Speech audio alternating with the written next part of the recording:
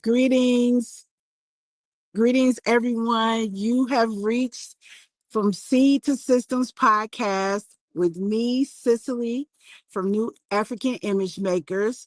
And today we are being joined by no other than my oldest son, Kimaathi Yeboah, and he is giving us some inside intel on young folks and social media and media, AI, and all of that in general.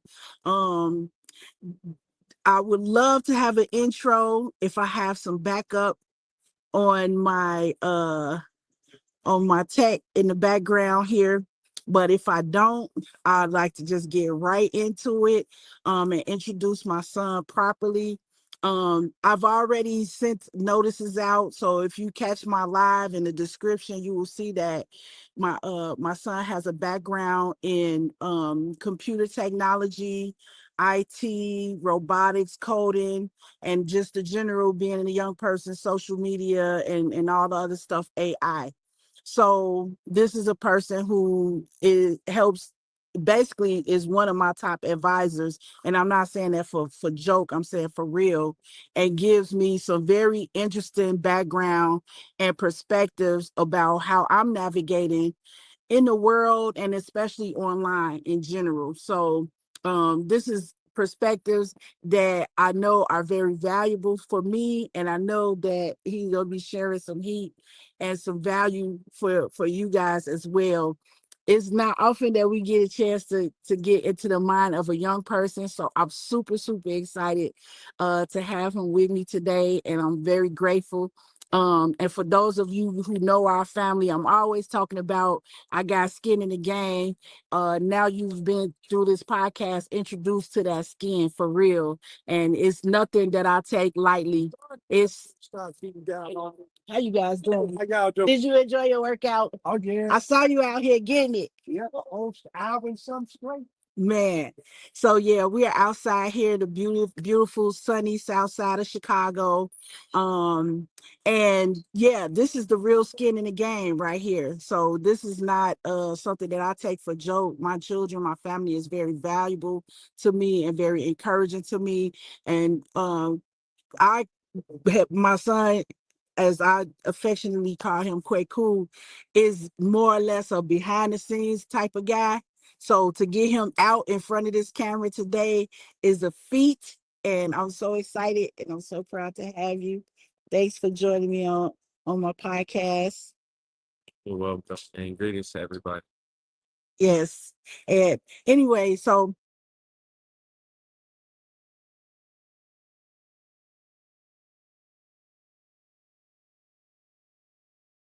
How you can ask me live. Go ahead. so how would people hear the conversation in the beginning? So this is recorded live, meaning we're broadcasting live, but people can come back. They can go check it out on later on YouTube, Facebook, and the Female Solution page, which you know is my host group. So people can catch this anywhere. You can, and this particular it doesn't tell you the total of how many people are actually watching the broadcast. Because, for example, last week was my most watched broadcast, and I had almost 200 people watching, but they were on different platforms. So you can't just go by that. People are definitely watching. We've been consistent. And let me just say this about the Female Solution platform. I say it frequently, but I'm gonna keep saying it. I love this platform. I love the way they've been able to help support me to be consistent in my media. And I'm gonna be more consistent. It's gonna continue to improve. The technology is gonna continue to improve. Our reach is gonna continue to grow. You know that if I just keep doing it. Because my son is the one who encouraged me to do media like this really a long time ago, and take advantage of the vantage point that I have as a developer in media and a Pan-African and that my particular perspective on things. He's always encouraged me to, be serious about my media and make sure I'm doing certain things to keep everything, popping and make sure it's reaching out to people. So, but anyway, so yeah, um, what I want to talk about first, because I had to send him a detailed, you know, AI generated list of what we're going to talk about. But anyway, but but for real, I've as a as somebody with a background in visual arts, I talk about this a lot. Every time the camera comes on, we're performing. It doesn't matter. You know what I'm saying? So now that everybody has a phone and a camera in their hand, how much of our life are we living and how much of it is a performance? And are you concerned about it? Or, like the direction that things are going? Um, yeah, in terms of how much of our life is a performance, I would say that for those who are, you know, mostly online, their life is their livelihood, if you would, is based off performance, and those who also seek attention on the internet, I would say their livelihood would be performance, but that's not the majority. That's not the majority of people. Uh, yeah. Yeah. So basically, you see it as people actually have a choice. What about when we in public and people just be taking pictures of us, or cameras are everywhere and we know they're recording us? You don't think that affects people's behaviors just going around and just being in the general public? No, Not really. I don't really think so. Being recorded because it's become normal surveillance and recording. So I don't really think it will really affect us as much as we think it does, or what you're saying. I don't Mhm. think so. Okay. Well, I mean, that's interesting because, like, I always bring up the old days when we grew up. We didn't really have uh 24-hour surveillance. Our mothers couldn't put a tracker on us. Not only could they not track us with our phones, but they didn't even ask us. You know what I'm saying, where we was at, what we was doing, where, the infamous, that's the train. Oh, it's a long train. Oh my God. I would pick a spot by the train. Forget about this is Chicago. So all the trains in North America come through this city at some point and somewhere. So to be honest, if you're gonna be outside, you need we're gonna need some more specialized equipment because it's gonna be a train of some sort or some noise around. It's a loud city in general. But anyway, we had that whole it's 10 o'clock. Do you know where your children are type thing growing up? So Mm. um the idea of being watched and videotaped everywhere you go is it's a little foreign. It's foreign to us in a lot of ways. Mhm. What does that have to- No, I just want to know, like what your opinion about it, what you think about it. Do you think it's hilarious or funny, or do you find it hard to imagine, a world where it's not cameras everywhere and you know what I'm saying? Like this whole surveillance thing, or how much ingrained into you is it? Yeah, it's pretty well ingrained because we know cameras are everywhere. Um, yeah, to imagine a world where it wasn't a lot of cameras, that's pretty hard for me personally. What about when you in Ghana though? Like it's not a lot of cameras watching you everywhere there. Oh yeah, in Ghana, I would say it's not the Stone Ages. They have cameras as well as social media, but yeah, it's pretty similar to me in terms of surveillance and cameras. So I would find it hard to imagine a world where there wasn't cameras or there isn't cameras around or surveillance methods or to know where your kids are or where they're gonna be. I find it hard to believe that parents forgot where their kids were. Forgot. They didn't forget. They never knew where they was at. I'm trying to tell y'all, y'all can't even understand it. It's so hilarious. Even when I think about it, Um, sometimes. Huh? What? but yeah, some parents don't care. That's today too as well. Like, it's just I feel like it's the same thing, but it's less prevalent with all this technology. It's not hard to keep track of where your kids are Yeah. as much as it was in the 70s. Yeah. Or I like the way you like to push my age back, but it's cool. I'm gonna go ahead and let you get away with that. What do you mean? You were born in the It's all good. It's all good. Okay, so now, now let's get into some of my favorite topics. I want to talk about scrolling and doom scrolling and the effects of media on your psychology, your thinking, and everything. You know what I'm saying? I want you to get into it. Like, do you agree with me that your thoughts and your behaviors can be controlled by by the media that you take in? Yeah, I feel like that's true. We get a lot of influence from what we see on the internet. Yeah, I feel that's true.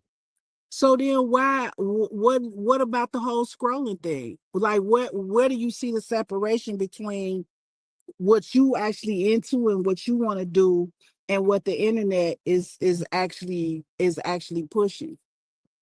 Well, um, I feel like if you have your mindset and you have a goal, I feel like you can amplify what you want to get into by using TikTok and other apps because um the algorithm can push that towards you, but if you're kind of just going with the wind, yeah, the algorithm can take you to places you never thought you'd go, distract you, all sorts of things. But as far as you stay focused, I feel like you'll be okay. So what about at school? Do you agree with phones should be allowed in school or they should not be allowed in school? No, phones should definitely be allowed in school for security reasons. Not only that, um, our phones are an extension of basically us in a way because we use it for everything. It's also like I said, it's not like a previous generation where you had a calculator, you have a dictionary. No, for us, most of our work has to do with the phone, and that's for a good reason. You think so? Yes. But you see a lot of schools are starting to, like, you see your brother's school, they don't allow them to bring their phones into the classroom. They got to keep their phones in the locker all day. Well, yeah, I don't agree with that. You don't? No, no. So you being somebody that has had both in lack of access to your phone in the school and also access to your phone in the school, you don't see a difference with your performance or with your ability to learn or anything with. For me, say that I um I absolutely rely on my phone for help, not just where the teachers lack it, but also to further my own personal studies, um to connect with other people who are having similar issues in terms of academics, to gain help from teachers across the whole internet. Even sometimes during class, when the teacher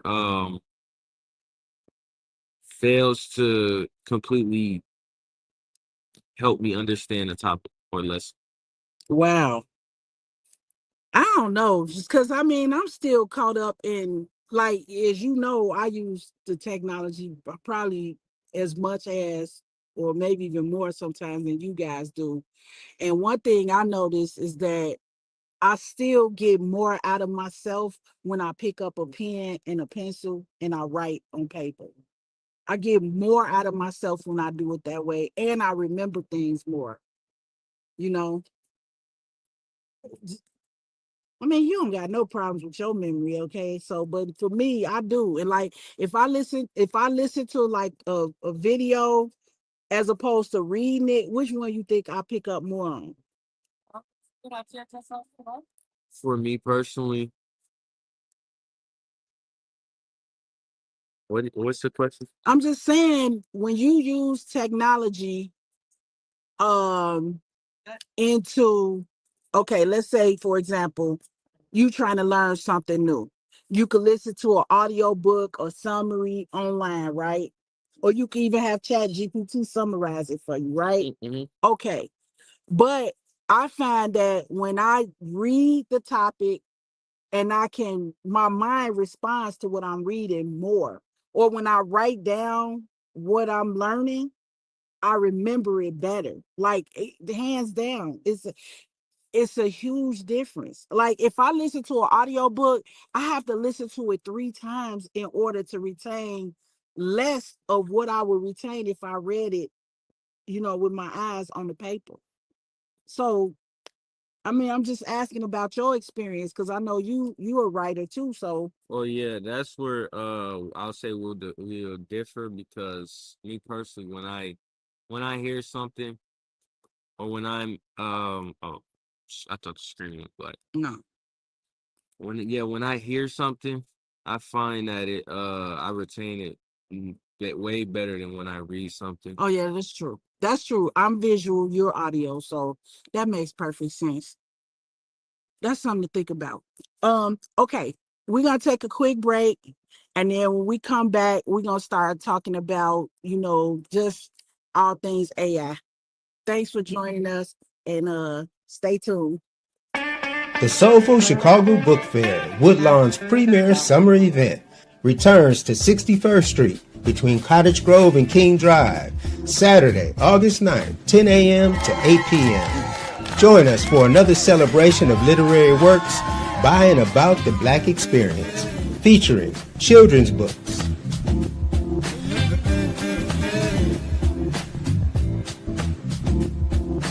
fiction books,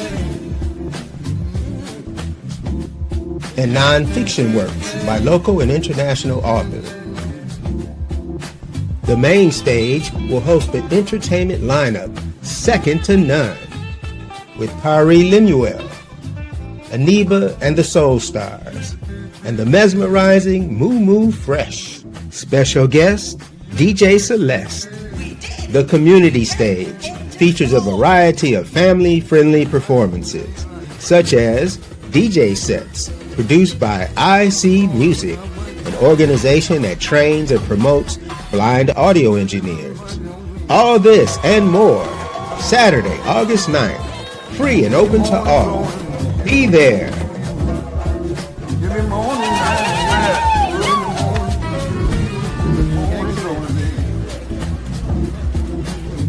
Visit SoulfulChicagoBookFair.com for more information. Hey, welcome back. Thank you for sticking with us and sticking with our favorite topic, tech and AI and all things internet and all of that. So, we were just talking about learning styles and how that also impacts how well or not well you work with technology, which is an aspect I'm glad you brought it up because that's something we don't really think about. If you're a visual person, if you learn better about and remember things that you look at, of course, reading a book is going to work out better for you than listening to an audio book. Mm-hmm. But if you're an audio person, I remember once I was promoting a event, and I'm handing out a flyer, and I put it in somebody's hand, and she bent her ear towards my face and said, "Just tell me." And I understood at that moment that I was working with an audio person. This is a person I got to call. I can't send her no text, you know what I'm saying, and expect her to remember it and all of that. So it is a huge difference. And you, if you know your learning style, your preferred learn, because we can learn in all the different ways, but if you know your preferred learning style, then that makes a huge difference. But that brings me to my next piece I want to talk about more. To be honest with you, when I started learning about how quickly AI was advancing over this last few years, I got nervous. I got real nervous because I was like, damn, I wanted my sons to go to college, but what the hell they gonna do with all these computers doing everything and taking over all the different work? And I mean, you got robots doing the surgeries now, and it's just so much going on. They driving the cars, like, so when you thinking about your kids and you trying to support them and planning for the future, it's kind of challenging. And so you know what I did? Mhm. I started talking to other young people, and engineers and scientists and different people, and asking them like, what's their projection, or what are the good careers that they think are gonna be profitable or manageable or even relevant over the next 5 to 10 years. I don't think we could even imagine what the next 10 years is gonna look like, none of us, but um that's one thing that I had to do to calm myself down, because I was just like, oh my God, we done got all the way to this point and now everything just went bust. You know what I'm saying? But what about you? How does knowing that the technology and AI is coming online more and more every day to do certain things that people have always done? How does that make you feel? Like, you know what I'm saying? Um, it makes me feel excited for technology because for some jobs and some career paths, it might limit or maybe even end like the career paths in total. But for some, it just makes a whole new path and it creates more opportunity if you really research what you need to get into. Because, for example, I would say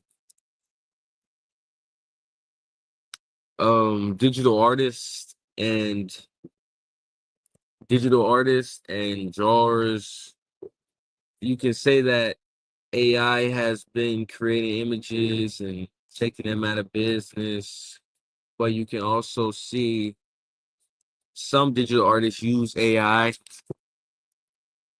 Some digital artists use AI in tandem with their work to create greater images than it would have created just with AI or just by themselves. So in some ways it could end careers, in some ways it could um amplify careers who have already started, provide a means by which they could improve or become better, more advanced. Mm, Yeah. I definitely see that. So, recently we had a incident. Well, it wasn't an incident. It was a occurrence. It was a interaction with some really young guys. They was outside playing football. I know you know what I'm talking about. That's when you became the unk in that Oh, situation. So if you was talking to them, right, and we talking about 8, 9, 10 years old, what's your advice about like what they should be studying, what they should be putting their energy in if they was looking to develop themselves and really put themselves into a position over the next, 10, 20 years?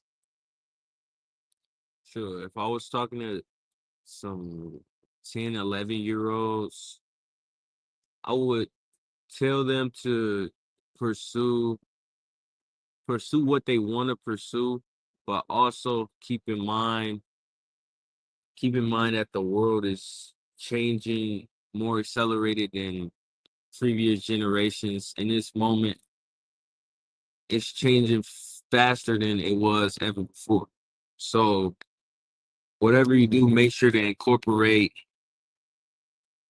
knowledge that's continuously being brought forth by scientists and tech, I don't know, tech industries or whatever. So for example, I would say if you're thinking about going into being a doctor, yeah, go on that path of being a doctor, but also incorporate technology into that in a way. I don't know how to say, learn how to code, learn how coding can be used with being a doctor, learn how different methods of how surgeries can be done with different robots and whatnot. I don't know. Yeah. Yeah. I mean, that's pretty much it's like when, to be honest, when I first started learning photography, it was pretty much still on film. I don't know if you know what that is. But literally while I was in college, the first Photoshop came out. Hmm. The first Photoshop came out. And once the Photoshop came out, everybody was like, photography is over. You're not gonna be able to do nothing in photography because the computer is taking it over. And then after that, a little bit after that, then we got the camera phones, right? And everybody said photography is dead. You can't do nothing with photography. But I actually was able to apply, kind of the science of what you're saying right now. I started learning the technology. I started learning Photoshop. Then not only that, I started working with the moving image. It's like when everything got digital, it just made it actually easier to bridge over from photography to film. You know what I'm saying? From photography to video.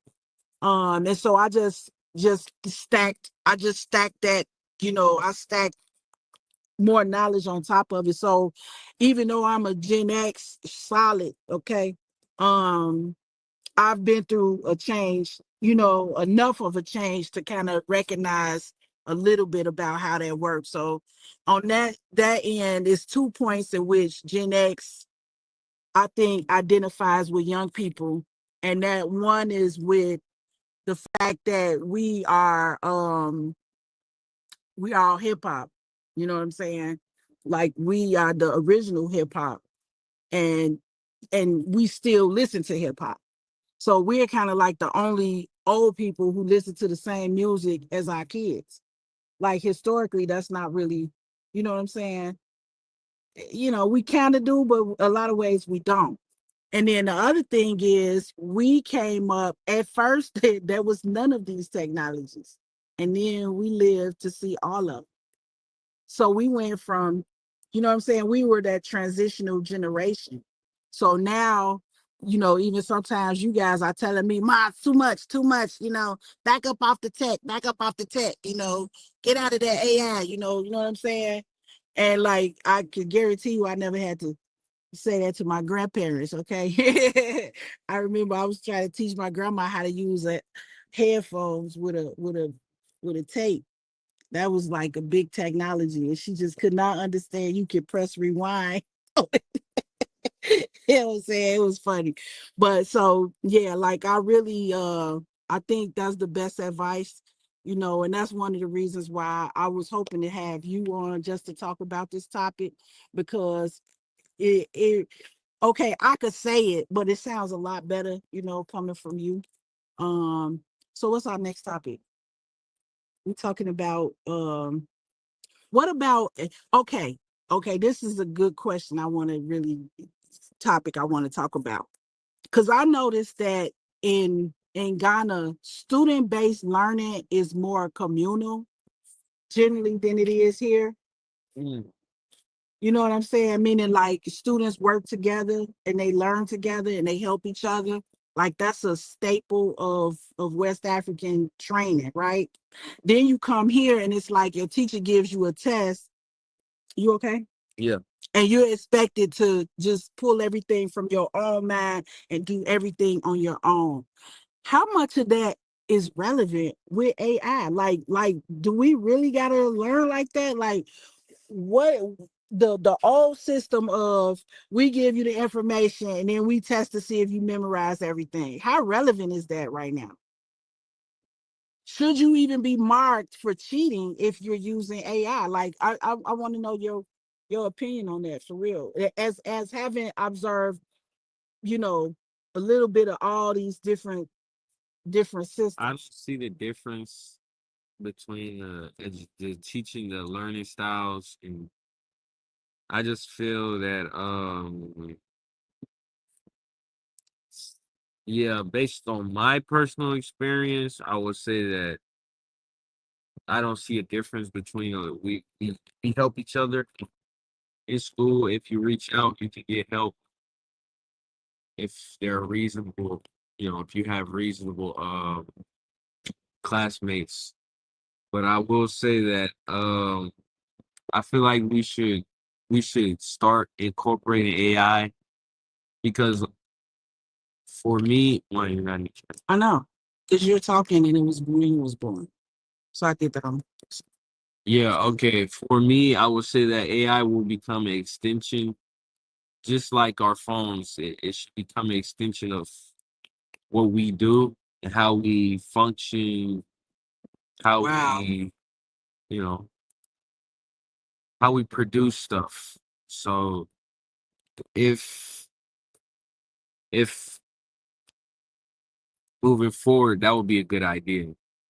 So when we do testing and all of that type of stuff, I'm asking you, do you see AI as being something useful in terms of the whole school environment? Like instead of saying no phones at the test, bring your phone, use your phone, just like you would a pencil or a calculator. Yes, I'll say that that would be greatly helpful. For some, I mean, you always have cheaters or whatever, but for others, it'll really help them. Like they can find new ways to um answer questions. And for me, I find it easier to retain whilst let's say, let me use an example. During a test, if they give me a question, I find it easier to retain knowledge from the question if it's open notes because I just practically use that knowledge that they just asked me on the test. But if it's a closed notebook test and they force me to cram all the knowledge in my head before the test, I can do that, which is hard, but I can do it. But then I find that I'll forget most of the content of the test because I was forcing myself to learn something that I didn't really need to use beyond the test that they give me. So I see, I kind of understand that a little bit if I understand. So it's like in giving you access to all your tools during the test, it's almost like you put the knowledge to work and therefore you retain it better. You Yeah. think about it, you think about the approach to it, you think about the questions you got to ask to learn it. You look for where to find that information. Yeah. Well, you starting to cook, son. You starting to cook. Yeah, yeah. I see that. Because I mean, my thing is, but how would you know what you know if you're always leaning on a tool that's gonna tell you? Well, to be honest, once you do it enough, you're gonna know. And I struggle to see a place where we won't use AI practically. If what are we learning to test for? Is to to test our mental and Right. how well we compute things in our head and solve problems. But to be honest with you, I feel like we're always gonna have our phones. So if we learn how to solve problems with our phones efficiently, I see no problem where that is. You know what? That brings me to an interesting thought because I say this all the time. They say it was a digital divide. Do you know what that is? A digital divide. No. That means that some people have access to the technology and then some people don't. So, with that being said, um, I've always been focused on, and getting grants and, teaching classes that try to address this so-called divide. But I started to get to a point where I'm just like, nah, everybody has access to at least some semblance of technology, but the question becomes, how are you using it? And so if we exclude technology from the classrooms, then when do our students learn how to use it? All they know how to do is play games and take in content. You see what I'm saying? Yeah. Because that's what they teach themselves on their own. They're motivated to do that because of the dopamine and all of the other stuff. So actually what you're saying right now makes perfect sense. That could be my next workshop, if I decide to go back into the schools. But yeah, using technology, but for your advantage. You know what I'm saying? Learning. And I guess that's basically what I have always taught. How to use, how to make your own video games, how to create your own content, how to make your own videos, how to use the technology to do something that's organic to what you, like you said, what you're interested in doing. So, but that's interesting that the schools would ban, technology when the students actually desperately need to learn how to use it. So anyway, you just made the wheels in my head start turning on that one. We talked about the cheating aspect of it. We late for our break though. Let's take another quick break and then we'll come back and finish up this particular section. Thank you guys for joining us.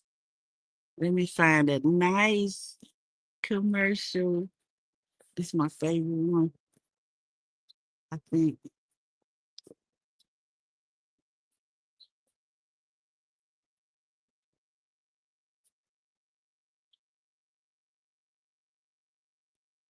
Why is it not coming on?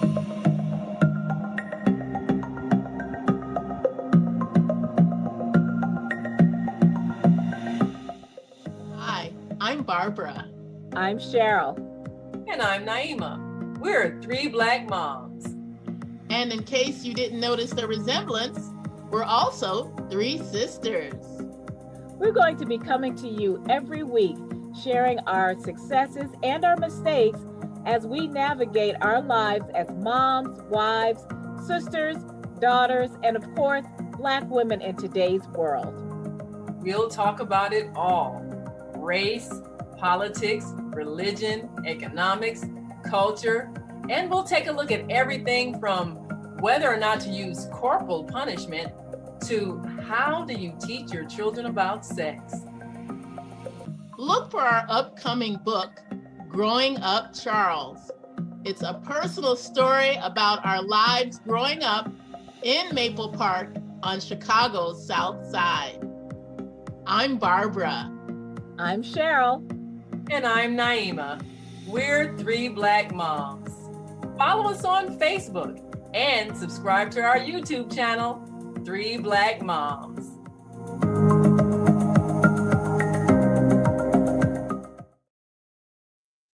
thank you guys for coming back and joining me today is my son Kimaathi, and we've been exploring. We actually, as usual, Kwaku got my wheels turning in my head about the topic of AI training and learning, how it impacts us, how to make it better for us as individuals, and even advising the young folks as a new unk, the up and coming unk. So yeah, but super proud of Kwaku. I could talk about him for about a whole day without stopping. So we want to talk about a little bit about connectedness. This is where my mom thing comes in at, because I'm very concerned about what I consider being a real human. You know what I'm saying? And I'm not sure how AI fits in with keeping us connected or disconnected. You know what I'm saying? I mean, what do you think in terms of like when we go out? Sometimes you hear me say, "Oh, so are we doing that millennium yet?" Because like if we all gonna be on our devices, then like what are we doing? You know what I mean? So I want to hear your thoughts on two aspects of this: the connectivity part with our loved ones and our family and our friends, and I want to hear your ideas about surveillance, because I know you got some insight and some ideas about that. One of the reasons why you don't get in front of this camera that much, for sure, right?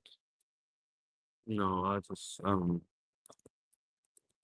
uh say your question again. It wasn't a question; it's a topic. I want to talk about human connectedness. Humans.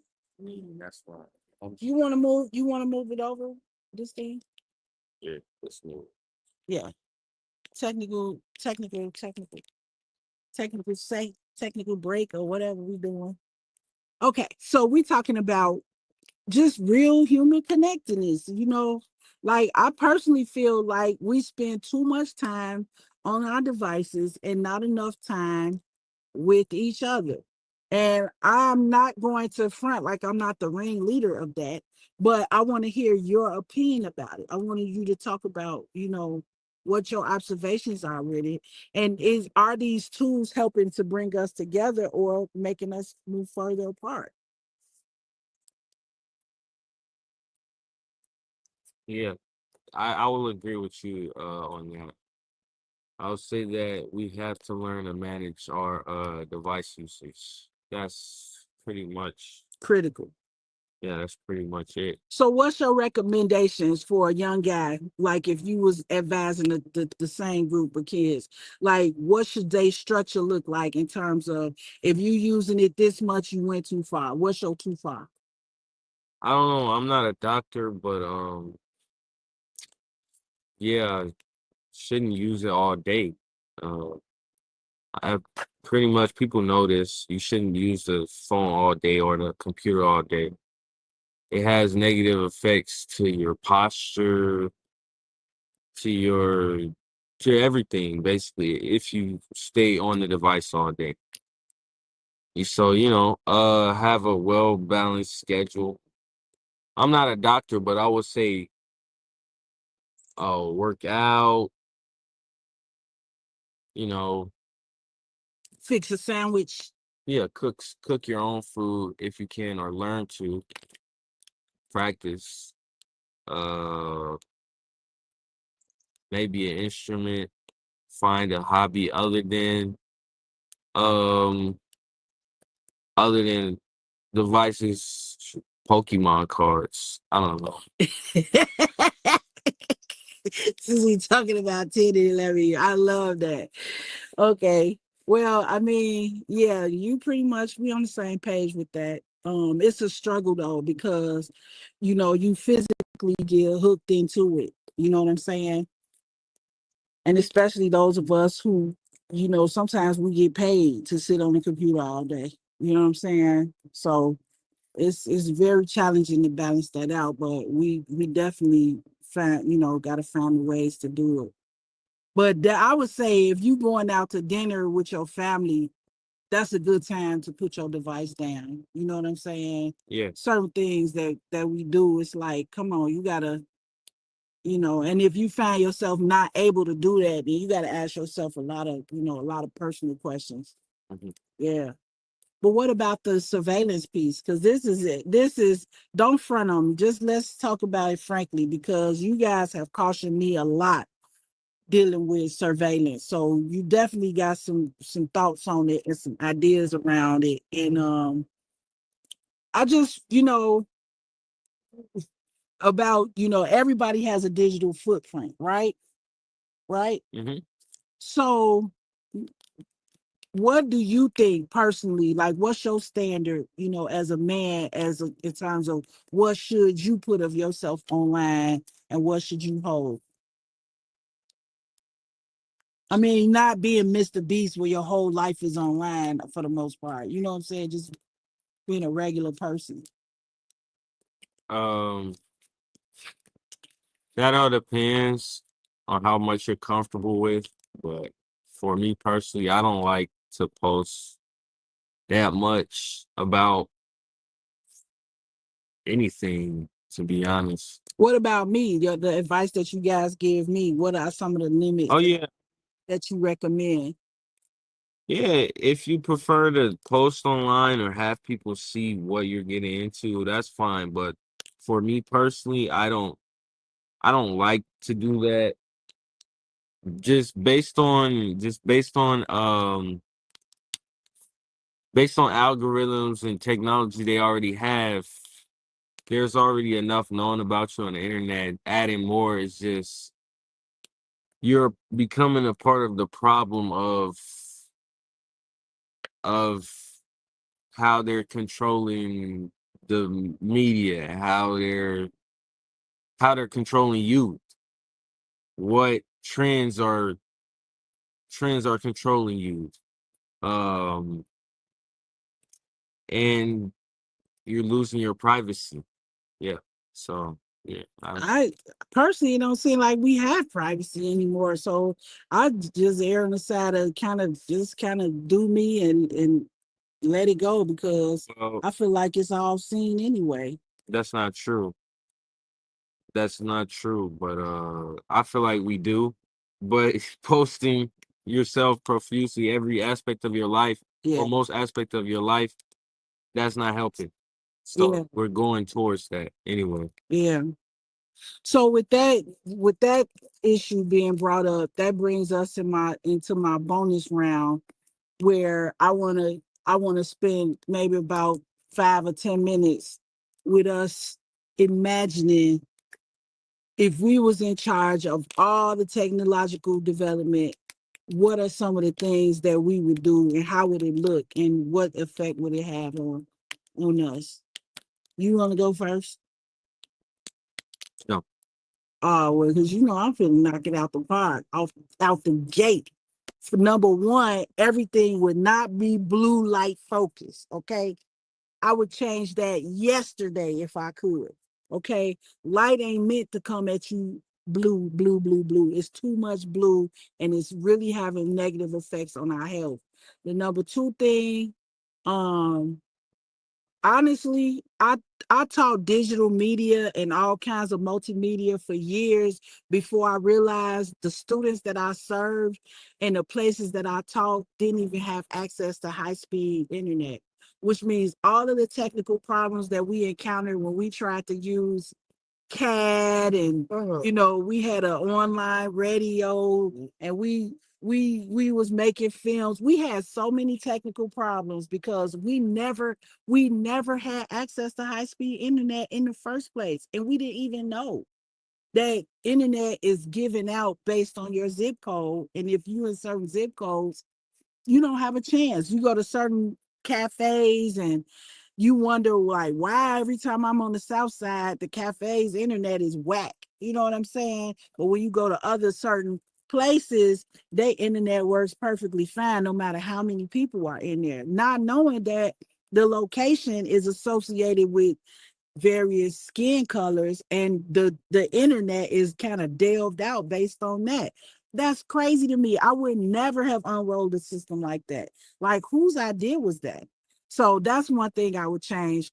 And I heard that in some Northern European country, they actually slow the entire country's internet down to a crawl on Sunday, just to encourage people not to be on the internet all day on their day off and spend time doing other stuff and with their families. So I would create a system where not only my phone, but my house internet all would be kind of, I would make it a pattern. You know what I'm saying? Where you could only access high speed at certain times and then the rest would be slow as shit. So slow, you would be like, just forget it. I'll put it down and come do something else because you know what I'm saying? And then you go do something else because you can't really get the high speed that you want. So I would definitely do those three things like out the gate. What about you? If you Well, was creating the landscape, how would it look? for technology, Yeah, and internet and AI, and if you was rolling it out, what would it look like? well, there has to be more in person, I will make opportunities for people in person. I will amplify those or improve on those. So more sports, more places to be in person with.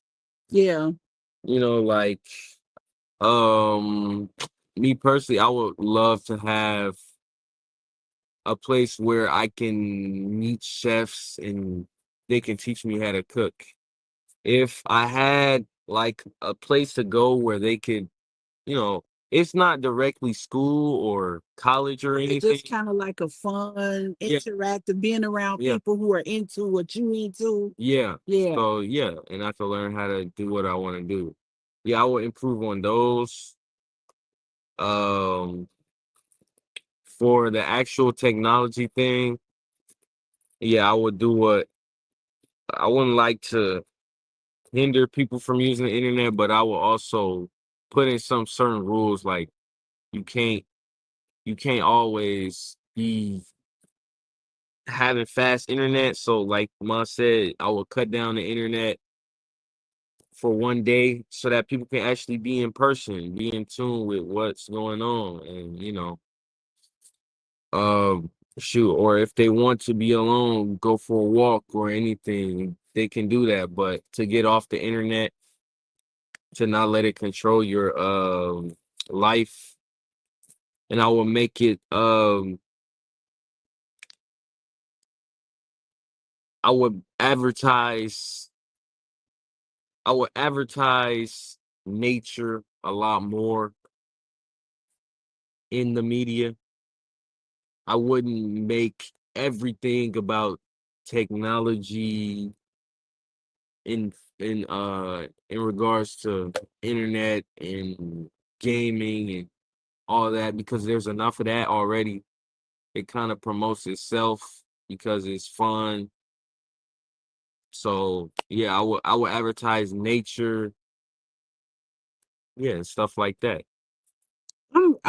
yeah, you on point as usual. I just am more concerned about the safety aspects. I think, you know, and not it's safety in so many different ways. For one, we have toddlers using iPads. I think that's dangerous. And it has become the norm, which actually increases the amount of signaling that we're all getting. Because if everybody in your house from the age of 6 months on is using devices, then that's more non-native EMFs that's going through the entire community. So just think about that. And then we put our elders on it, and then children's bodies are smaller.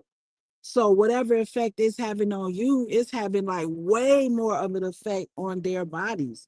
So I don't think, we should be encouraging a lot of screen time we shouldn't encourage any screen time for certain ages, for me. And I don't think also that there's been enough study on like when we create these huge data centers and then they, what about the environmental impact? You know what I'm saying? Because we use the technology, but it is energy intensive, right? So, like where's the studies on this stuff? If it's tens of thousands of satellites floating throughout space, where's the studies? How do we know that it's safe? So that's one thing that I would do. I would not do anything super fast, like the way we're going from, people having jobs to certain, industries where a huge number of people just lost their jobs almost instantly because of technology. I wouldn't put my doctors online like that. You know what I'm saying? Like the doctors, as you know, when you go to the doctor's office, they spend more time looking at the screen than they do looking at you. You know what I'm saying? That's not cool. So I definitely don't think that it's as safe as people assume. No one studied it, so no one can say that it's safe. You know what I'm saying? So if I was unrolling this, I wouldn't speed into it like that. I would check everything, measure people, track everything and make sure that it's okay that we're doing this. And if it's not okay, come up with a different way to do it. Because I'm sure there's a better way of doing basically everything. I don't know. I mean, I'm just taking a guess on that one. But for me, yeah, I'm just concerned about the safety. So I know uh it's challenging because we're using the stuff, but we also saying, take it easy, you know what I'm saying? And don't do too much. You know what I mean? Yeah. Well, I definitely appreciate you, my good son, for joining me today. It's been very delightful. The whole conversation and insightful. And I know our audience definitely got a lot from you, from everything that you shared. Um, so I think we pretty much on point with our time. And if it's any other thing you like to add, I love to hear it. No, Nothing? no. You gonna leave me to close out the show by myself? Don't do Yeah, that. thank you for tuning in. That's basically it. Yeah, thank you guys so much. We are I'm just delighted to be, on this platform. I'm delighted to have my son here with me today. I value his opinion and I value him as a person. He is the one of the most recent and best technologies that I've produced. And so of course, super proud of that. And I would say, you on the right track. You know what I'm saying? Definitely on the right track. Recently I overheard a private conversation with you and your brother. You know what I'm saying? Oh yeah, I had to unleash something on you on camera. But what I would like to say is somebody approached our my younger son with some contraband, aka alcohol beverage. And I heard my son's advice that he gave his younger brother. I didn't have to say one word, he said, yeah. And the next time somebody approaches you like that, look them in their face and say, no, thank you. And that's it, that's all. I heard what you told him. I could not have gave him better advice.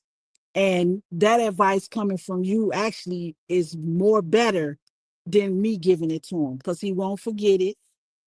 And What was this? yeah, it wasn't on camera though. It was in my eyes. I saw it and I heard it with my ears. Yeah. Yeah, it was recently. It was recently. We was at the park. I don't know if you remember that at a noise event. You asked them all the questions. When they said that, what did you do? And he told you, and he said, yeah, okay. And you said, well, next time if something happens like that again, you look at them. You look at them and you just say, no. I don't remember this. Oh, yeah, I do. And I bet you your brother remembers it, so you can make sure you ask They him. might have gave me some of the alcohol. Well, you're a man. You have to decide for yourself. But I like the way you advised your younger brother. So That's what we had here today. That's the type of man he is. And thank you so much. High five. We did a great job. From seed to systems, y'all. Female solution. Tune in because it's going on. Okay. Thank you guys. Where's my outro? My outro. Love you guys. We've come to the end of our show today. If you missed any broadcasts, go to our website for the audio and video archives at www.thefemalesolution.com. On behalf of our team of radio hosts, I'd like to thank all of you who participated in today's discussions. And to our global family joining us from all around the world, we say thank you. To our family in China, xie xie. India, Dhanyavad. Japan, arigato. Korea, kamsamnida. Russia, spasiba. Germany, danke. Poland, dziękuję. France, merci. Spain, gracias. Italy, grazie. Egypt, shukran. Ghana, madasi. Nigeria, eshe. South Africa, ngiyabonga. Senegal, jareh. Kenya, asante. Israel, toda. Pakistan, shukriya. Afghanistan, tashakur. Saudi Arabia and Palestine, shukran. Assalamu alaikum wa rahmatullahi wa barakatuhu. Thank you, and may peace be upon you and the mercy of God and God's blessings.